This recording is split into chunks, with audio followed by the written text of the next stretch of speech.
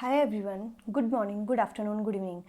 सो जैसा कि आप सभी को पता होगा कि 2 अगस्त को जो अपना DSSB का पेपर हुआ था फिजिकल एजुकेशन का, उसकी ऑफिशियल आंसर की आ चुकी है, जिसके अंदर से आप मतलब अपनी आंसर की डाउनलोड नहीं करके यहीं से अपने क्वेश्चंस देख सकते हैं। क्योंकि अगर आप अपनी आंसर की डाउनलोड करेंगे तो उसमें भी सेम यही आंसर दिए होंगे। यहाँ पर कोई कंपैरेटिवली नहीं बताया गया है कि आपने जो आंसर किए वो कौन सा था और जो आपने गलत किया वो कौन सा था। ठीक है, सो इसमें डायरेक्टली आपको आंसर्स दिए गए हैं, आपको रिमाइंड कर कर चेक करना होगा कि आपने कौन से आंसर टिक किए थे। ठीक है, सो आप किसी की भी आंसर किसी के चेक कर सकते हैं अगर आप अपनी ऑफिशियल आंसर की डाउनलोड नहीं भी करते हैं तो। ठीक है, सो ये जो आंसर की है वो है थर्ड शिफ्ट की, जो कि इवनिंग में पेपर हुआ था उसकी है। सो अपन इसको डिस्कशन करके सॉल्व करते हैं कि कितने आंसर्स आपके सही गए, आप इसमें से चेक कर सकते हैं। ठीक है, सो क्वेश्चन नंबर 1 है आपका, निम्नलिखित में से कौन से कारक मांसपेशियों के टूटने के लिए उत्तरदायी होते हैं। सो कमजोर मांसपेशी, श्रांत मांसपेशी, लंबे समय तक ठंड के संपर्क में रहना। ठीक है, सो इसका करेक्ट आंसर है ऑप्शन नंबर ए। ठीक है, जैसा कि आपको दिख रहा होगा इसका करेक्ट आंसर है ऑप्शन नंबर ए, यानी कि तीनों स्टेटमेंट्स यहाँ पर बिल्कुल सही है। ठीक है, क्वेश्चन नंबर 2 पे चलते हैं। विच of the following is the function of the skeletal system. ठीक है, स्केलेटल सिस्टम जो है अपना, जो अपना अस्थियों के बारे में पूछा है कि जो अपना सिस्टम है उसका क्या क्या कार्य होता है। ठीक है, support and protects the body, locomotion, production of blood cells. ठीक है, सो इसका भी करेक्ट आंसर तीनों है। ठीक है, आगे बढ़ते हैं क्वेश्चन नंबर 3 पे। Which of the following is the type of tissues. ठीक है, so epithelial tissue, nervous tissue, connective tissue. ठीक है, सो तीनों इसके करेक्ट आंसर है। क्वेश्चन नंबर 4 है, बॉडी मास इंडेक्स की गणना किस सूत्र से की जाती है। ठीक है, ऑब्वियसली ये सभी को पता होगा, वजन जो है किलोग्राम में और अपॉन में जो अपनी ऊंचाई होती है, जो अपनी हाइट होती है वो मीटर स्क्वायर में। ठीक है, आगे बढ़ते हैं। क्वेश्चन नंबर 5 है आपका, स्वास्थ्यकर होने के लिए व्यायाम में क्या विशेषताएं होनी चाहिए। ये रक्तवह तंत्र की आरोग्यजनक गतिविधि होनी चाहिए, ये उत्सर्जन तंत्र की आरोग्यजनक गतिविधि होनी चाहिए। ठीक है, सो इसका करेक्ट आंसर है दोनों ही स्टेटमेंट। ठीक है, आगे बढ़ते हैं। डैश कोशिका का ऊर्जा रूपांतरण करता है। सो कोशिका का ऊर्जा रूपांतरण कौन करता है, माइटोकॉन्ड्रिया। ठीक है, पावर हाउस ऑफ सेल जो होता है वही है इसका आंसर। आगे बढ़ते हैं। Anatomy is dividend into the two parts, divided into two parts, which of the following is that, या फिर दूस पार्ट। ठीक है, सो ग्रॉस एनाटॉमी या फिर माइक्रोस्कोपिक एनाटॉमी, इसका भी करेक्ट आंसर दोनों स्टेटमेंट है। ठीक है, आगे बढ़ते हैं। क्वेश्चन नंबर 8 है, मेगा इवेंट रणनीति में शहरों के शामिल होने के पीछे निम्नलिखित में से कौन से कारण है। ठीक है, काफी सारे बच्चों का क्वेश्चन पेपर जो था या फिर एग्जाम था वो इस वजह से बिगड़ गया था कि सारे के सारे क्वेश्चंस आपको ज़्यादातर देख रहे होंगे कि स्टेटमेंट्स में थे। ठीक है, सो किसी ने अगर अच्छे से पढ़ाई की है तो उसके लिए ये क्वेश्चन पेपर बिल्कुल टफ नहीं था, बस थोड़ा टाइम टेकिंग था। ठीक है, सो इसका ऑप्शन, ये स्टेटमेंट नंबर 1 है, शहर के नेता ओलंपिक खेलों को कूटनीति शर्तों, कम लागत पर क्षेत्र के राष्ट्रीय और अंतर्राष्ट्रीय मीडिया प्रदर्शन हासिल करने के अवसर प्रदान करने के रूप में देखते हैं। और ऑप्शन नंबर 2 है इसका, ओलंपिक की मेजबानी को पर्यटन और पर्यटन राजस्व के लिए एक वरदान के रूप में उचित ठहराया जा सकता है। सो इसके भी करेक्ट आंसर दोनों स्टेटमेंट्स है। आगे बढ़ते हैं अपन। एक मानव शरीर में कई तत्व होते हैं, निम्नलिखित में से कौन सा सबसे प्रचुर मात्रा में होता है। ठीक है, सो ऑक्सीजन होता है इसके अंदर। आगे बढ़ते हैं। निम्नलिखित में से कौन सा संतृप्त वसा का स्रोत है। ठीक है, सैचुरेटेड फैट का पूछा है इसके अंदर, तो इसका हो जाएगा आपके दूध। ठीक है, आगे बढ़ते हैं अपन। क्वेश्चन नंबर 11 है, 2020 के पार्ट्स आए थे अपने। ठीक है, 5 पार्ट्स में अपन ने ये एग्जाम दिया था जिसके अंदर 2020 के 5 पार्ट्स आए थे, टोटल 100 क्वेश्चंस थे। ठीक है, सो अभी पार्ट 1 चल रहा है अपना। Which of the following individuals are unable to pursue the general school curriculum in physical education. Statement 1 है आपका, individual with chronic heart disease. Second है individual with orthopaedic defect. Third है आपका फिजिकल हैंडीकैप्ड इंडिविजुअल्स। ठीक है, so आपका correct answer इसमें तीनों ही स्टेटमेंट्स दिए गए हैं। आगे बढ़ते हैं अपन। खेल चोटों की रोकथाम में निम्नलिखित में से कौन से महत्वपूर्ण कारक है। ठीक है, सो इसके भी हेलमेट, वस्त्र, जूते, तीनों के तीनों ही है जो चोटों की रोकथाम में अपने मदद करते हैं। सो इसका करेक्ट आंसर हो जाएगा आपके ऑप्शन नंबर डी। ठीक है, इसका डिटेल डिस्कशन अपन करेंगे 2020 क्वेश्चंस के पार्ट में, लेकिन अभी अपन इसलिए इसका फास्ट सॉल्यूशन देख रहे हैं क्योंकि काफी सारे बच्चों को आंसर की डाउनलोड करने में काफी दिक्कत हो रही है। ठीक है, सो नेक्स्ट क्वेश्चन है अपना, शैक्षिक स्वास्थ्य विज्ञान के विभाजनों के संदर्भ में निम्नलिखित में से कौन सा संयोजन सही नहीं है। सो नेत्र विशेषज्ञ सर्जन, जो होगा वो शारीरिक शिक्षक होगा। ये बिल्कुल गलत है। सर्जन शारीरिक शिक्षक कैसे हो सकता है? नेत्र का तो विशेषज्ञ हो सकता है। बाकी ऑप्शंस आप पढ़ सकते हैं वीडियो पॉज करके। आगे बढ़ते हैं अपन। शारीरिक शिक्षा में लड़की के कार्य के लिए एक विभाग के आयोजन में निम्नलिखित में से कौन से महत्वपूर्ण मूल्य या फिर मूल्यों को ध्यान में नहीं रखना होता है? आपका स्टेट नंबर 1 है कि महिलाओं को लड़कियों की कक्षाओं को पढ़ाना चाहिए और लड़की को एथलेटिक टीमों को प्रशिक्षित करना चाहिए। सेकंड है व्यायामशाला में खेल के मैदान पर या एथलेटिक क्षेत्र में गतिविधियों को लड़की के विशिष्ट मानकों और उपलब्धि के विचार के इर्द गिर्द आयोजित किया जाना चाहिए। ऐसा दोनों ही स्टेटमेंट बिल्कुल गलत है ये। सो आपका करेक्ट आंसर हो गया ऑप्शन नंबर डी, दोनों ही स्टेटमेंट गलत है। ठीक है, नेक्स्ट क्वेश्चन है अपना, एक पूर्व प्रतियोगिता भोजन के लिए निम्नलिखित में से कुछ महत्वपूर्ण दिशा निर्देश है। ठीक है, सो आपको पूछा है कि प्रतियोगिता से पहले जो आपको भोजन लिया जाता है उसके बारे में स्टेटमेंट्स है। यह कार्बोहाइड्रेट में उच्च और वसा में कम होना चाहिए और पचने योग्य होना चाहिए।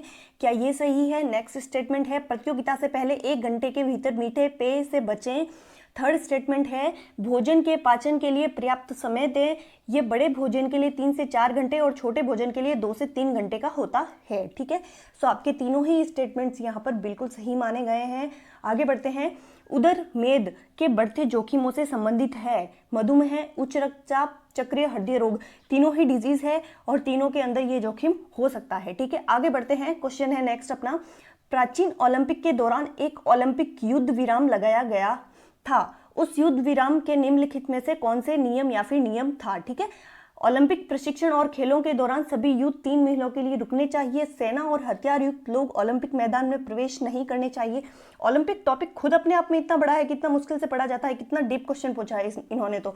ठीक है, कि जो युद्ध विराम लगा था उस टाइम के रूल क्या क्या थे। ओलंपिक के दौरान कोई मौत की सजा नहीं होगी। ठीक है, सो इसमें तीनों ही स्टेटमेंट एकदम सही है। आगे बढ़ते हैं अपन। मालिश करते समय निम्नलिखित में से कौन सा महत्वपूर्ण विचार नहीं है? मालिश थपथपाने से शुरू और खत्म नहीं होना चाहिए। ठीक है, तो ये विचार बिल्कुल सही नहीं है। ठीक है, बाकी तीनों के तीनों विचार बिल्कुल सही है। ठीक है, सो आगे बढ़ते हैं। निम्नलिखित में से कौन सी तकनीक निर्जलीकरण से जुड़ी है और एथलेटिक प्रदर्शन को प्रभावित करती है? सो इसका करेक्ट आंसर हो जाएगा आपके मूत्रवर्धक का उपयोग, सोना स्नान, ये कैथेटिक्स का प्रेरित या फिर उल्टी होना। ठीक है, सो इसका भी करेक्ट आंसर आपके ऑप्शन नंबर तीनों ही बताए गए हैं। ठीक है, आगे बढ़ते हैं। बल कारक व्यायाम के बारे में निम्नलिखित में से कौन सा कथन सही नहीं है? सो आपको बताना है कि बल कारक व्यायाम के बारे में निम्नलिखित में से कौन सा कथन सही नहीं है। ये व्यायाम संधि कोण जिस पर संकुचन किया जाता है कि मांसपेशी को कमजोर करता है। ठीक है, इसका करेक्ट आंसर आपके ऑप्शन नंबर सी है। सो ये अपन ने पार्ट 1 कंप्लीट कर लिया है।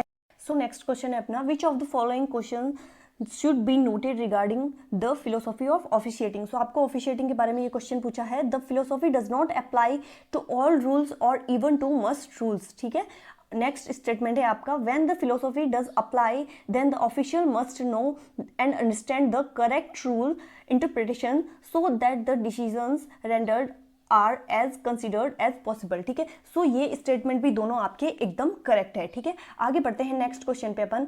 एथलीट के खेल के अंतर्गत निम्नलिखित में से किसके द्वारा प्रतिबद्धता का अवमूल्यन किया जा सकता है? सो प्रगति या सुधार का, अवगामी अभाव, आनंद का अभाव, ऊब जाना या फिर प्रदर्शन के बारे में चिंता, स्पर्धा। ठीक है, सो इसके भी आपके चारों स्टेटमेंट्स बिल्कुल करेक्ट है। ठीक है, आगे बढ़ते हैं। निम्नलिखित में से कौन सी अधिगम के बारे में सामान्य अवधारणा या फिर अवधारणाएं हैं? ठीक है, स्टेटमेंट 1 है आपका, अधिगम पर्यावरणीय विन्यास की विशेषताओं का एक कार्य है। क्षमता की प्रवाह किए बिना अधिगम या तो शास्त्रीय अनुकूलन, सक्रिय अनुकूलन या दोनों के कारण होता है। ठीक है, सो इसमें भी आपके दोनों स्टेटमेंट्स एकदम करेक्ट है। ठीक है, आगे बढ़ते हैं अपन क्वेश्चन नंबर 4 में। सेकेंड जो पार्ट है उसका क्वेश्चन नंबर 4 चल रहा है अपना। निम्नलिखित में से कौन से उपकरण प्लायोमेट्रिक व्यायाम के लिए उपयोग किए जाते हैं? ठीक है, प्लायोमेट्रिक व्यायाम के बारे में आपसे पूछा है।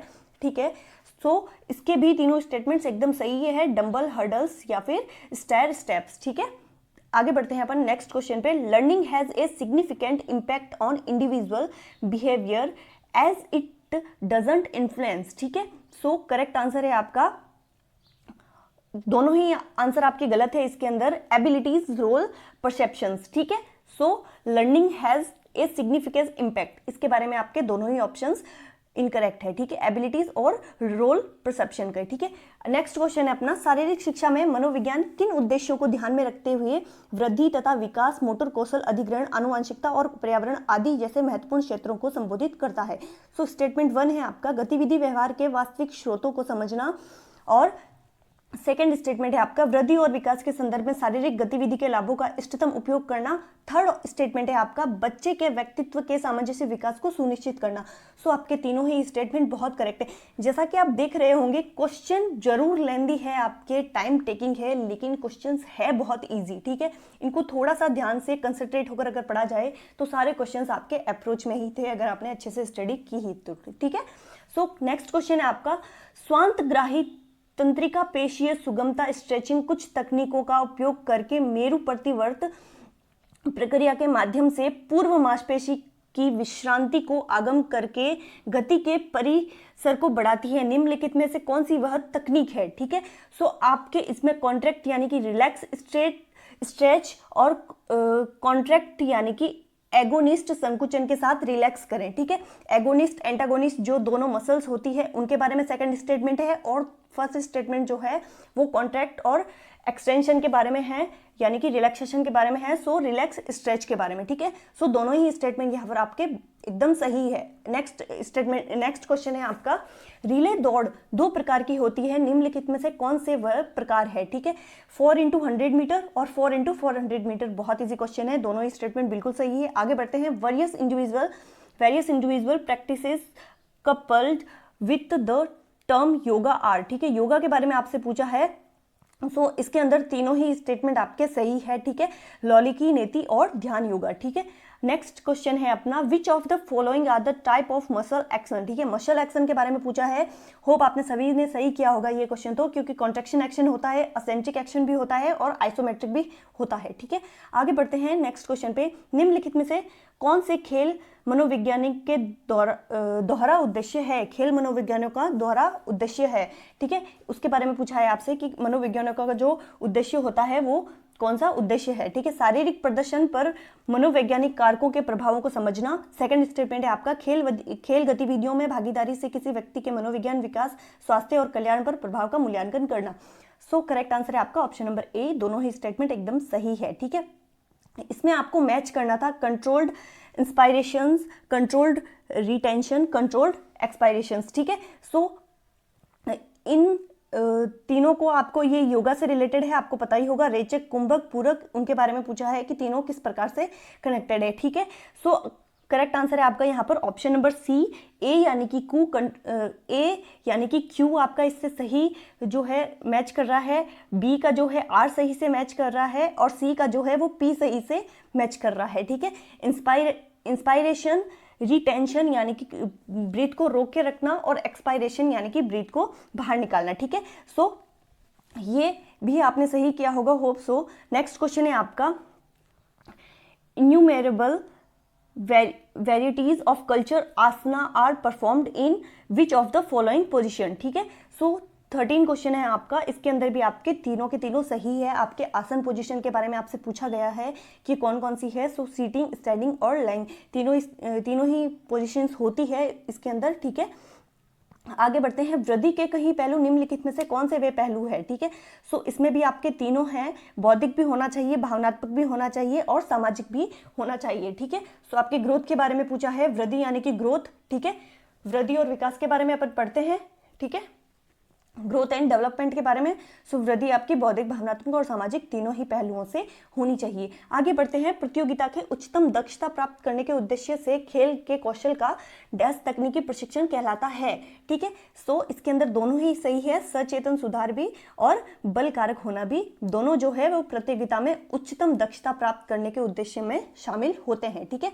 आगे बढ़ते हैं, एम्स्टर्डम ओलंपिक में महिला डिस्कस थ्रो की शुरुआत हुई। एम्स्टर्डम ओलंपिक किस वर्ष में हुआ था, ठीक है। महिला डिस्कस थ्रो तो आपको सिर्फ ये ज़्यादा आपका टाइम टेकिंग के लिए दिया गया है, डायरेक्टली पूछ सकते थे कि एम्स्टर्डम जो ओलंपिक हुआ था उसमें वो जो कब हुआ था। सो इसका करेक्ट आंसर है 1928, ठीक है। इसमें बहुत सारी और नई चीज़ें भी की गई थी, तो इसको भी, ये भी काफ़ी इजी अप्रोच में क्वेश्चन था, ठीक है। आगे बढ़ते हैं, निम्नलिखित में से कौन से कारक गति निर्धारक होते हैं, ठीक है। गति निर्धारित करने वाले कौन से कारक होते हैं? तंत्रिका तंत्र की नियंत्रक कार्यविधि, मानसिक कारक, तकनीकी, मांसपेशियों की लचक और शिथिल होने की क्षमता, ठीक है। सो आपके चारों ही ऑप्शन यहाँ पर भी बिल्कुल सही है। आप देख रहे होंगे कि रेगुलर जितने भी ऑप्शन है सारे ऑप्शन सही दे दिए इन्होंने, ठीक है। तो बस ये टाइम टेकिंग था क्वेश्चन पेपर, ठीक है। एम्फियोथ्रोसिस संधि की गतिशीलता सीमित होती है। सिनाथ्रोसिस संधि की गतिहीन प्रकृति संधि योजन अस्थियों के बीच एक मजबूत संघ प्रदान करती है। संरचनात्मक वर्गीकरण के आधार पर रेशीय, उपास्थीमय और साइनोवियल 3 प्रकार की संधि होती है, ठीक है। सो आपको संधियों के बारे में यहाँ पर क्वेश्चन पूछा है, जॉइंट्स के बारे में। सो ये भी तीनों स्टेटमेंट्स बिल्कुल सही है, ठीक है।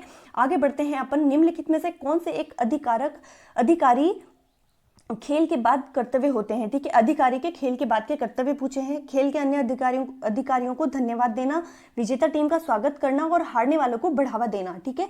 आयोजकों को प्लेइंग बॉल, स्टॉप वॉच आदि उपकरण सौंपना, ठीक है।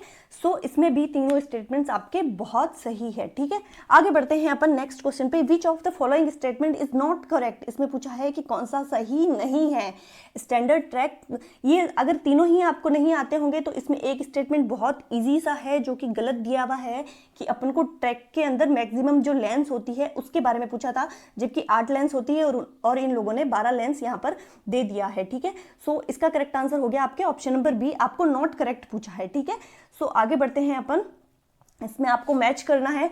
जब भी आपको ऐसे क्वेश्चंस दिखे तो यहाँ पर डायरेक्टली यहाँ पर सही या गलत का ऑप्शन देखकर आप आगे बढ़ सकते हैं और इनको मैच करके सही या गलत जो भी पूछा है वो बता सकते हैं। ये पूरा क्वेश्चन देखने में आपका टाइम वेस्ट होता है। ये क्वेश्चन पेपर बहुत ही स्मार्ट जो माइंड वाले हैं उनके लिए सेट किया गया था, ऐसा लगता है, क्योंकि बहुत ही लेंदी था और काफ़ी ईजी भी था, ठीक है। सो देख सकते हैं कि फ्रेंच शॉर्ट सर्विस प्रशिक्षण जो है वो किसमें होता है। सो इसका करेक्ट आंसर आपको यहाँ पर बैडमिंटन दिया गया है। बी जो अपना ऑप्शन है नॉक्स प्रशिक्षण, इसका करेक्ट आंसर आपको बास्केटबॉल दिया गया है। Mid child medication of McDonald प्रशिक्षण जो है वो आपका फुटबॉल में दिया गया है। और डी जो ऑप्शन है जॉनसन प्रशिक्षण वो आपका बास्केटबॉल में दिया गया है। इसमें से 1-2 ऑप्शन आपको पता हो तो आप इजीली सॉल्व कर सकते थे इसे, ठीक है। आगे बढ़ते हैं अपन। व्यायाम या खेल के प्रदर्शन में सुधार, चोट की रोकथाम और पुनर्वास, ठीक है। इसमें आपको व्यायाम बायोमैकेनिक्स के लक्ष्य है ये बताने हैं, दोनों में से कौन से बायोमैकेनिक्स के लक्ष्य हैं। सो व्यायाम और खेल के प्रदर्शन में सुधार, चोट की रोकथाम और पुनर्वास। सो दोनों ही स्टेटमेंट आपके बिल्कुल सही है, क्योंकि अपने बायोमैकेनिक्स के लक्ष्य यही होते हैं कि प्रदर्शन में सुधार करना और चोटों की रोकथाम करना, ठीक है। आगे बढ़ते हैं। अच्छे बजट के लिए मापदंड नहीं है। निम्नलिखित में से कौन सा एक अच्छे बजट के लिए मापदंड नहीं है? सो बजट अनुरोध स्थूल होते हैं, यथार्थवादी नहीं, ठीक है। यथार्थवादी तो होगा ही ना बजट।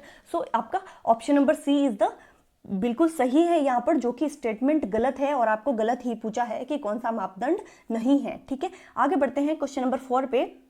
निम्नलिखित में से कौन से कथन सही नहीं है? न्यूटन का गति का पहला नियम संवेग के संरक्षण के सिद्धांत के लिए आधार प्रदान करता है यदि हम केवल उन वस्तुओं पर विचार करें जिनका द्रव्यमान स्थिर है, ठीक है। ये बात भी आपको दी गई है। रेखीय संवेग किसी वस्तु के द्रव्यमान और उसके रेखीय वेग का गुणनफल होता है। थर्ड स्टेटमेंट है आपका, कोई वस्तु जितनी तेजी से चलती है उसका संवेग उतना ही कम होता है। सो आपका यहाँ पर स्टेटमेंट जो है वो तीसरा बिल्कुल गलत है और आपको यही पूछा है कि सही नहीं है, ठीक है। आगे क्वेश्चन देखते हैं अपन। माप के लिए चुनी गई इकाई या मानदंड में निम्नलिखित में से कौन से आवश्यक विशेषता या गुण होने चाहिए? सो आपके यहाँ पर तीनों स्टेटमेंट बिल्कुल सही है। इकाई स्पष्ट सुपरिभाषित होनी चाहिए, इकाई को मापन कार्य के लिए आवश्यक सटीकता प्रदान करनी चाहिए, और तीसरा स्टेटमेंट है आपका मापन प्रक्रम के दौरान इकाई एक समान और सजातीय होनी चाहिए। सो आपको माप के लिए चुनी गई इकाई का मानदंड पूछा है कि उसमें से क्या विशेषताएं या फिर गुण होना चाहिए। सो तीनों ही इसमें होने चाहिए। आपके तीनों स्टेटमेंट्स बिल्कुल सही है। आगे बढ़ते हैं अपन क्वेश्चन नंबर 6 पे। अपना थर्ड फेज का क्वेश्चन नंबर 6 चल रहा है, ठीक है। त्वचा की सतह की गहराई के आधार पर निम्नलिखित में से किस प्रकार में जलने के घावों को वर्गीकृत किया जाता है? सो आपके तीनों ही स्टेटमेंट इसके अंदर बिल्कुल सही है। सतही जलन का घाव, आंशिक मोटाई जलन का घाव, पूर्ण मोटाई जलन का घाव, ठीक है। तीनों ही स्टेटमेंट आपके इसमें बिल्कुल सही है। आगे बढ़ते हैं क्वेश्चन नंबर 7 पे। निम्नलिखित में से किसमें जूतों के तलवों का घर्षण गुणांक कम होता है, ठीक है। सो इसके अंदर नृत्य और बॉलिंग में बताया गया है कि घर्षण जो गुणांक होता है वो कम होता है, ठीक है। और आगे बढ़ते हैं अपन क्वेश्चन नंबर 8 पे। कोणीय विस्थापन के बारे में निम्नलिखित में से कौन से कथन सही है? कोणीय विस्थापन रेखीय विस्थापन का कोणीय एनालॉग है। एक घूर्णन रेखा द्वारा अनुभव किए गए पूर्ण कोणीय स्थिति में परिवर्तन को कोणीय विस्थापन कहा जाता है। ठीक है, सो यहाँ पर आपके दोनों ही स्टेटमेंट एकदम सही है। आगे बढ़ते हैं अपन क्वेश्चन नंबर 9 पे। निम्नलिखित में से कौन से एक अच्छे नेता के गुण हो सकते हैं? सो इसमें आपके तीनों ही स्टेटमेंट बिल्कुल सही है। निर्णायकता भी होना चाहिए, वो दूरदर्शिता उसमें होनी चाहिए, और प्रगतिशील दिमाग अच्छे नेता का होना चाहिए। सो तीनों स्टेटमेंट सही है। नेक्स्ट क्वेश्चन है अपना, which of the following is and are the function of sports management? Sports management के बारे में आपसे पूछा है कि कौन सा स्टेटमेंट सही है। सो प्लानिंग ऑफ स्पोर्ट्स और ऑर्गेनाइजिंग इन स्पोर्ट्स। ठीक है, सो दोनों ही स्टेटमेंट इसमें भी सही बताए गए हैं। स्पोर्ट्स मैनेजमेंट का क्वेश्चन था ये आपका। नेक्स्ट क्वेश्चन पे चलते हैं। एक मिट्टी का कृषि द्वारा गहनता से उपयोग किया जाता है तो डैश द्वारा मिट्टी का अधिक तेजी से अपरदन होता है। ठीक है, हवा और वर्षा द्वारा। ठीक है, हवा और वर्षा द्वारा दोनों से ही मिट्टी का अपरदन बहुत तेजी से होता है। इसमें अपोजिट स्टेटमेंट देकर आपको क्वेश्चन पूछा गया है कि जब मिट्टी का कृषि द्वारा गहनता से उपयोग होता है, यानी कि खेती में गहनता से इसका उपयोग होता है, तो अपरदन किससे होता है? हवा और वर्षा दोनों से इसका अपरदन होता है। ठीक है, आगे बढ़ते हैं। अधिगम के स्थानांतरण की अधिकांश पारंपरिक परिकल्पनाएं तर्कसंगत अनुभव और सीमित प्रयोग से उभरी है। निम्नलिखित में से कौन सी स्थानांतरण प्रभाव की पारस्परिक परिकल्पनाएं या फिर परिकल्पना है?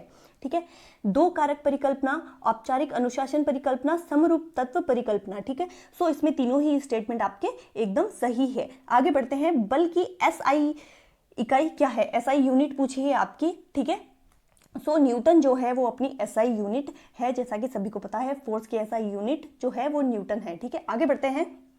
निम्नलिखित में से कौन से खेल के सामान्य लक्ष्य अक्सर उच्च विद्यालय अधिकारियों द्वारा स्वीकार किए गए हैं? ठीक है, उच्च विद्यालय अधिकारियों द्वारा स्वीकार किए गए सामान्य लक्ष्य कौन कौन से हैं, ये आपको पूछे गए हैं। इसमें शारीरिक उत्कृष्टता को बढ़ावा देना, प्रतियोगिता की सराहना और जीतने की इच्छा उत्पन्न करना, मनोबल बढ़ाना, समूह वफादारी। ठीक है, सो इसमें आपके चारों ही स्टेटमेंट एकदम सही है। ठीक है, आगे बढ़ते हैं नेक्स्ट क्वेश्चन पे। निम्नलिखित में से कौन से बजटीय नियंत्रण के लाभ नहीं है? ठीक है, सो इसमें नहीं पूछा है आपसे, तो ये जो दोनों स्टेटमेंट है वो एकदम सही दिए गए हैं।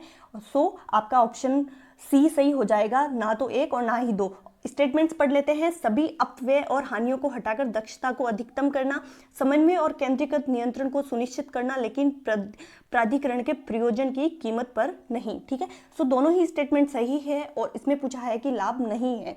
सो आपका ऑप्शन नंबर सी सही हो जाएगा, जिसमें ना ही एक और ना ही दो। आगे वाला क्वेश्चन है अपना कि विश्व के जल संसाधनों के बेहतर प्रदर्शन के लिए निम्न में से उपाय किया जाना चाहिए। ठीक है, सो जल संसाधनों के बारे में आपसे पूछा है कि क्या उपाय होना चाहिए। छोटे जल ग्रहण बांधों का निर्माण करना और आर्द्र भूमियों की रक्षा करना। सेकंड स्टेटमेंट है आपका कुछ बड़ी परिकल्पनाओं के बजाय कई छोटे जलाशयों का निर्माण करना। ठीक है, सो दोनों ही स्टेटमेंट आपके बिल्कुल सही है। आगे बढ़ते हैं अपन क्वेश्चन नंबर 17। 1968 में मैक्सिको में हुए ओलंपिक में हाई जंप में एक नई तकनीक फॉसबेरी फ्लॉप प्रस्तुत की गई थी। बहुत इजी क्वेश्चन है कि फॉसबेरी फ्लॉप जो है वो किसने प्रस्तुत की, डायरेक्टली यही पूछ सकते हैं, लेकिन आपका टाइम टेकिंग पेपर था जैसा कि सभी बोल रहे हैं, तो आपको थोड़ा लेंथी क्वेश्चन देकर पूछा है। ठीक है, सो आपका यहाँ पर डिक फॉसबेरी जो था, जिन्होंने फॉसबेरी फ्लॉप जो टेक्निक है अपनी हाई जंप में उसको इन्वेंट किया था। ठीक है, आगे बढ़ते हैं। अपना 18 क्वेश्चन है।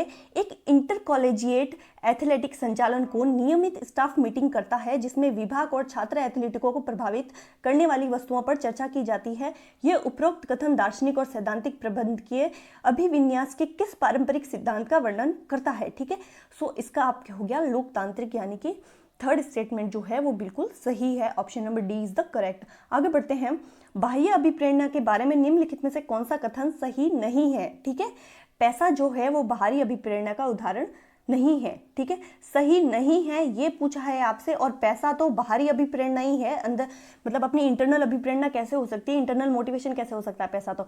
सो आपका स्टेटमेंट 1 जो है वो बिल्कुल करेक्ट है, जो कि गलत है, और आपसे गलत स्टेटमेंट ही यहाँ पर पूछा गया था। ठीक है, आगे बढ़ते हैं। निम्नलिखित में से कौन सा कथन सही है? ठीक है, यहाँ पर जो क्वेश्चंस आपको दिए गए हैं उसमें ये ध्यान रखना बहुत जरूरी है कि कौन सा आपको सही है पूछा है और कौन सा सही नहीं है पूछा है। ठीक है, सो इसका स्टेटमेंट 1 है आपका साइनोवियल झिल्ली द्वारा उत्सर्जित साइनोवियल तरल अंडे की सफेदी के समान दिखने वाला एक चिपचिपाहट तरल होता है। ठीक है, संधि उपास्थि स्नायु ऊतक की एक स्लीव है जो संधि को घेरे रहती है।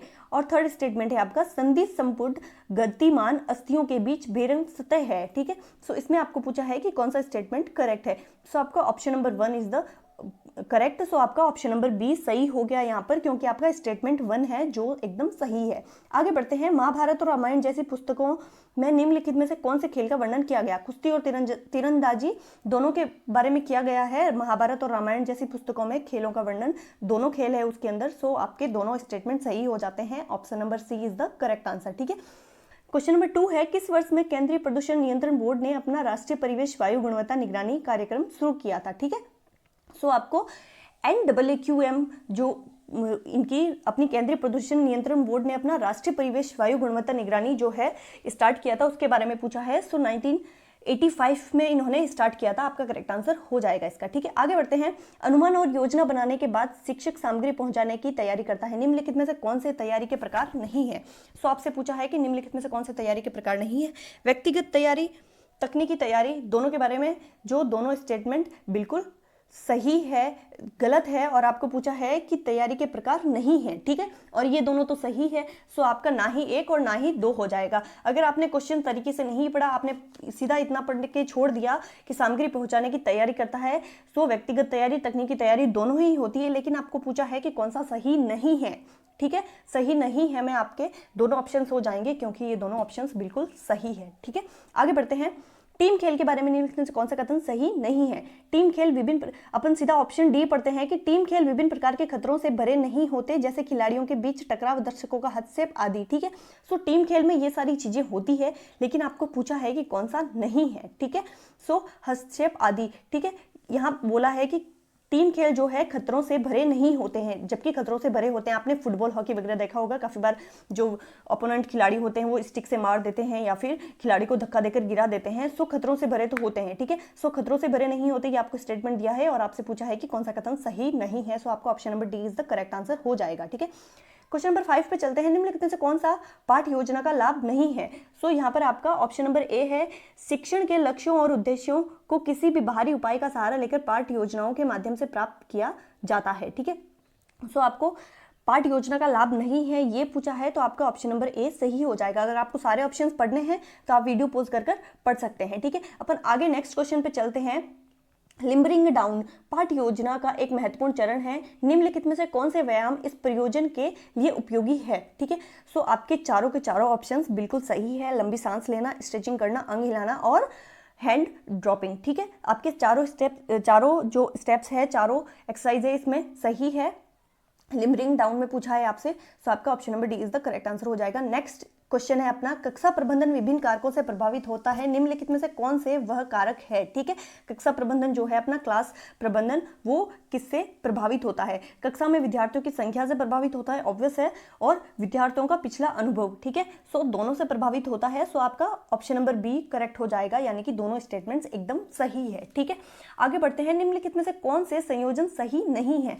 ज्ञान का योग ज्ञान योग होता है और भक्ति का योग जो है वो कर्म योग होता है। ठीक है, भक्ति का योग जो है वो कर्मयोग नहीं होता है। आपको पूछा है कि संयोजन सही नहीं है। ठीक है, सो आपका ऑप्शन नंबर ए यहाँ पर सही हो जाएगा, केवल 2, यानी कि भक्ति का योग जो है वो कर्मयोग नहीं होता है, और ये ऑप्शन आपका बिल्कुल सही हो जाएगा। ठीक है, नेक्स्ट क्वेश्चन है आपका, 1914 में व्यायाम प्रसारक मंडल, ठीक है, जो कि अमरावती में स्थापित किया गया था, ये सभी को पता होगा, होप सो। ठीक है, व्यायाम प्रसारक मंडल जो कि दोनों भाइयों ने मिलकर स्थापित किया था। ठीक है, आगे बढ़ते हैं, निम्नलिखित में से कौन सा कथन सही है? शारीरिक शिक्षा शिक्षण एक खुली किताब है जिसमें गतिविधि, संगठन और शिक्षण विधियों में व्यापक विमाएं है। और स्टेटमेंट 2 है आपका, शारीरिक शिक्षा के शिक्षक स्वास्थ्य, फिटनेस, मनोरंजन और उपलब्धि के वांछित लक्ष्यों को प्राप्त करने के लिए विभिन्न विधियों का उपयोग करते हैं।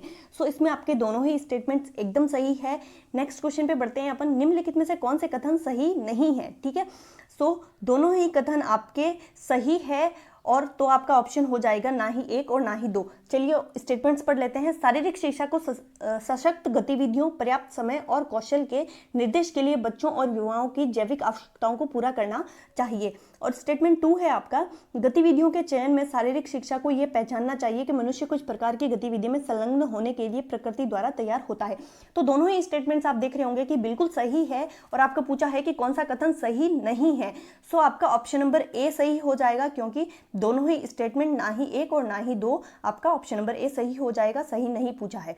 ठीक है, नेक्स्ट क्वेश्चन है अपना, निम्नलिखित में से कौन सा ट्रिपल जंप का एक चरण नहीं है?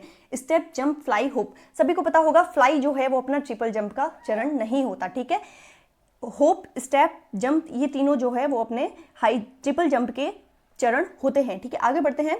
स्कूल या कॉलेज के खेल कार्यक्रमों में स्टाफ ओरिएंटेशन के माध्यम से निम्नलिखित में से कौन सी प्रक्रियात्मक बातों को शामिल किया जाना चाहिए? सो आपके इसमें चारों ही ऑप्शन बिल्कुल सही है। वित्तीय भी अपन को देखना पड़ता है, वित्त भी देखना पड़ेगा, स्वास्थ्य देखभाल भी देखना पड़ेगा, और यात्रा और जनसंपर्क, तीनों की तीनों इसमें, चारों की चारों चीजें इसमें देखनी पड़ेगी। सो चारों ही ऑप्शंस आपके इसमें एकदम करेक्ट है। ठीक है, नेक्स्ट क्वेश्चन है अपना, प्रभावी मूल्यांकन के लिए शारीरिक शिक्षा के शिक्षकों को निम्नलिखित में से कौन से कार्य करने चाहिए? ठीक है, सो इसमें आपके दोनों ही स्टेटमेंट सही है। चलिए स्टेटमेंट पढ़ लेते हैं। पहला स्टेटमेंट है, मूल्यांकन की प्रक्रिया और इसकी करणीय कार्यविधि भी स्थापित करें। सेकंड स्टेटमेंट है आपका, अत्यधिक सावधानी, सतर्कता और स्पष्टता के साथ यथासंभव सटीक मूल्यांकन के उद्देश्य तैयार करना। ठीक है, सो दोनों ही स्टेटमेंट आपके इसमें बिल्कुल सही है। नेक्स्ट क्वेश्चन है आपका, निम्नलिखित में से कौन से कारक शारीरिक शिक्षा में शिक्षण की विधियों को प्रभावित करते हैं? ठीक है, सो तीनों स्टेटमेंट इसमें सही है। शिक्षक का कौशल, विद्यालय की प्रकृति और शिक्षक का व्यक्तित्व। ठीक है, तीनों ही चीजें जो है अपने शारीरिक शिक्षा में शिक्षण की विधियों को प्रभावित करती है। ठीक है, आगे बढ़ते हैं। निम्नलिखित में से कौन से कथन सही है आपको बताने हैं? शारीरिक शिक्षा को कुछ प्रकार की गतियों में संलग्न होने के लिए व्यक्ति की तत्परता के सिद्धांत को पहचानना चाहिए। तत्परता का जो सिद्धांत होता है उसको पहचानना चाहिए। और नेक्स्ट स्टेटमेंट है अपना, शिक्षा की विधियों और सामग्रियों में शारीरिक शिक्षा को आधुनिक मनोविज्ञान को प्रतिबिंबित करना चाहिए। ठीक है, आधुनिक मनोविज्ञान है उसको प्रतिबिंबित करना चाहिए। सो दोनों ही स्टेटमेंट यहाँ पर बिल्कुल सही है। आगे बढ़ते हैं अपन, डैश में पाए जाने वाला जल सतही जल के रूप में जाना जाता है, नदियों, झीलों और आर्द्र भूमियों में। ठीक है, सो यहाँ पर आपके तीनों ही स्टेटमेंट बिल्कुल सही है। ठीक है, आगे बढ़ते हैं।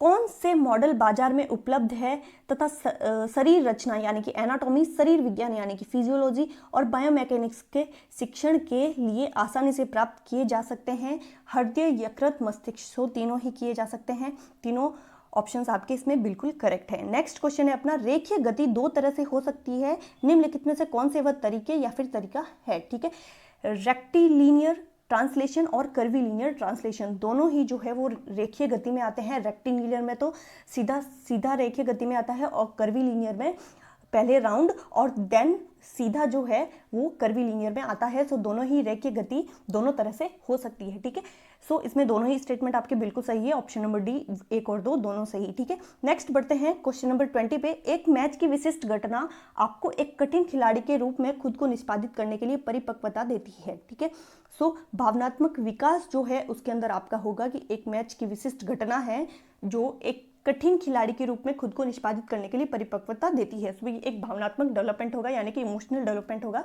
नेक्स्ट क्वेश्चन पे चलते हैं अपन। हाई जंप में समान ऊंचाई या ऊंचाइयों के संयोग पर लगातार कितनी विफलताएं एक प्रतियोगिता के उन्मूलन का कारण बनती है? ठीक है, आप कितनी बार फॉल कर दोगे उसके बाद आपको डिस्क्वालीफाई कर दिया जाएगा। ठीक है, सो आपको 3 चांस दिए जाते हैं हाई जंप में। ठीक है, आगे बढ़ते हैं अपन।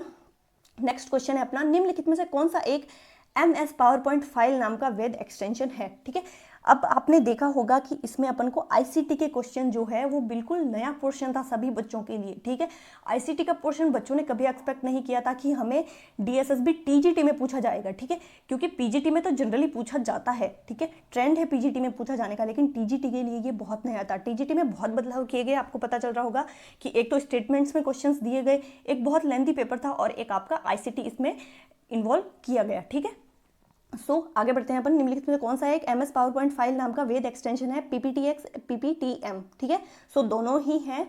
तीसरा है, एक कबड्डी मैच के दौरान अधिकतम कितने सब्स्टिट्यूशन किए जा सकते हैं? सो 5 किए जा सकते हैं कबड्डी मैच के दौरान अधिकतम सब्स्टिट्यूशन। ठीक है, खिलाड़ी जो चेंज किए जाते हैं। आगे बढ़ते हैं। Double tennis table tennis match में सर्व के प्रत्येक परिवर्तन पर पिछला रिसीवर जो है वो सर्वर बन जाएगा और पिछले सर्वर का भागीदार जो है वो रिसीवर बन जाएगा, ठीक है। सो आपका ऑप्शन नंबर ए यहाँ पर बिल्कुल सही है।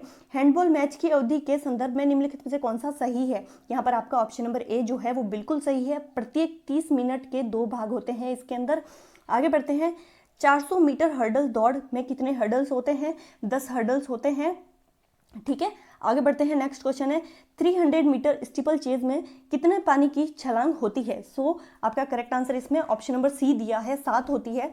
एपीफेसिंग में लक्ष्य क्षेत्र है, ठीक है। सो सारा शरीर एपीफेसिंग में लक्ष्य क्षेत्र होता है। नेक्स्ट क्वेश्चन है जूडो में निम्नलिखित में से कौन सा इशारा रेफरी द्वारा किया जाता है? इप्पन या फिर वजारी, ठीक है। सो दोनों ही इशारे जो है वो रेफरी द्वारा किए जाते हैं, ठीक है। आगे बढ़ते हैं। हैमर थ्रो में पुट को एक निर्दिष्ट आपसे डिग्री पूछी है कि किस डिग्री के अंदर गिरना चाहिए ताकि वह एक वैध पुष्ट हो, ठीक है। सो 35 यहाँ पर आपका करेक्ट ऑप्शन दिया गया है। नेक्स्ट क्वेश्चन जो है नेटबॉल के एक मैच के दौरान एक टीम में न्यूनतम डैश और अधिकतम डैश खिलाड़ी किसी भी समय कोर्ट में जा सकते हैं, ठीक है। 5 और 7 जो है कोर्ट में हो सकते हैं खिलाड़ी, ठीक है। न्यूनतम 5 हो सकते हैं, अधिकतम 7 हो सकते हैं। ये आपका करेक्ट ऑप्शन दिया गया है इसमें। क्वेश्चन नंबर 12 जो है टेनिस को बेस्ट ऑफ 3 और 5 सेटों तक खेला जा सकता है। बी ऑप्शन आपका सही दिया गया है यहाँ पर। 13 जो क्वेश्चन है निम्नलिखित में से कौन सा मलखंभ का एक प्रकार है? पोल मलखंभ और रस्सी मलखंभ भी।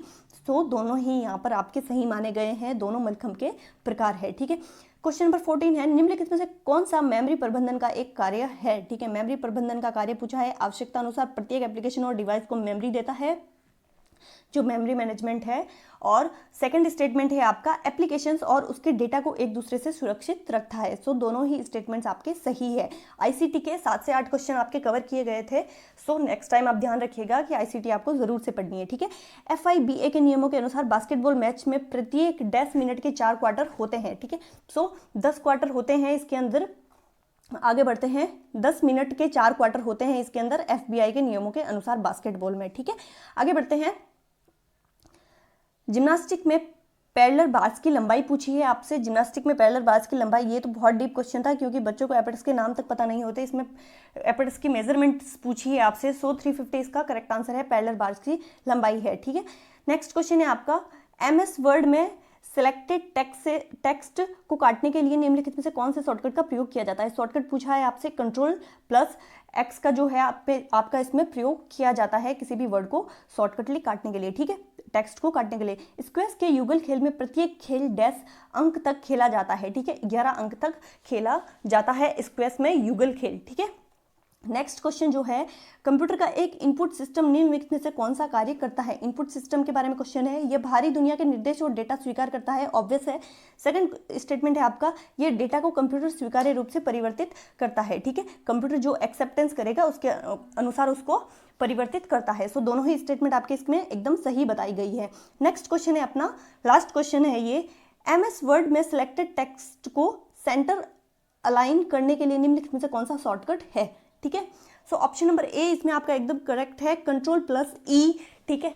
सो ये आपका क्वेश्चन पेपर कंप्लीट होता है। अगर आपको इसका डिटेल डिस्कशन चाहिए कि ये ही आंसर इसका क्यों हुआ या फिर कुछ क्वेश्चंस है जिनमें आपको क्वेरीज है, तो आप मुझे कमेंट सेक्शन में बता सकते हैं। जो भी आप इस क्वेश्चन पेपर से चाहते हैं कि आपको इसका डिटेल डिस्कशन मिले या फिर आपको किसी क्वेश्चन में क्वेरी है, तो आप मुझे कमेंट सेक्शन में बता सकते हैं।